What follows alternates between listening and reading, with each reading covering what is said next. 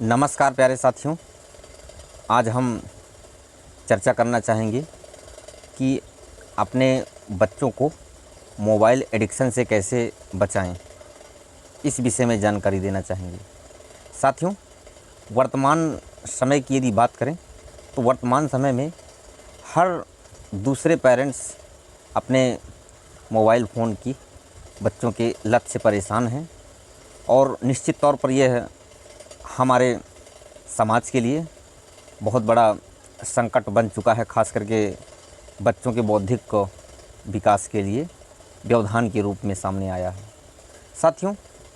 कई बच्चे तो ऐसे होते हैं कि मोबाइल के बिना रह ही नहीं पाते हैं और एक प्रकार का यह मोबाइल की लत उनका डिजिटल नशा बन चुका है और बच्चे खेलना, पढ़ना और अन्य क्रियाकलाप जो होते हैं तो सारे पीछे छोड़ देते हैं और केवल मोबाइल फ़ोन में ही ज़्यादातर समय व्यतीत करते हैं। वीडियो गेम और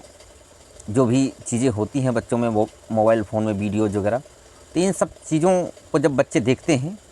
तो उनके मन मस्तिष्क में एक डोपामिन नाम का एंजाइम होता है, वो रिलीज़ होता है और यह डोपामिन एंजाइम बच्चों को कुछ पल की खुशी प्रदान करता है, जिसके तहत बच्चे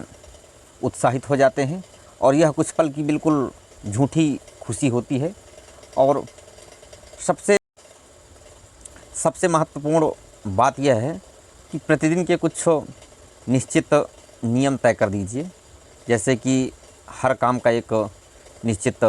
समय हो, खेलना, पढ़ना और मोबाइल फ़ोन देखने के लिए कि मोबाइल फ़ोन केवल 30 मिनट की अवधि के लिए आपको निश्चित समय में चलाने के लिए दिया जाएगा,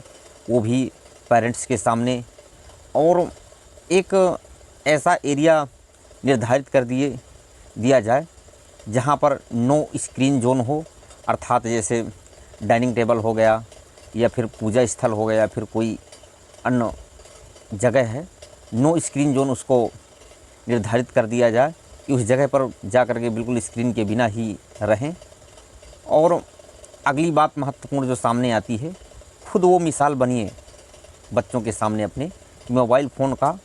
उपयोग खुद कम करिए, तो बच्चे भी इससे छुटकारा पाएंगे। क्योंकि बच्चे हम लोगों को, बड़ों को कॉपी कर रहे होते हैं, तो यदि वो कॉपी कर रहे होते हैं हम लोगों को, तो हमें भी अपने आप को उसी अनुरूप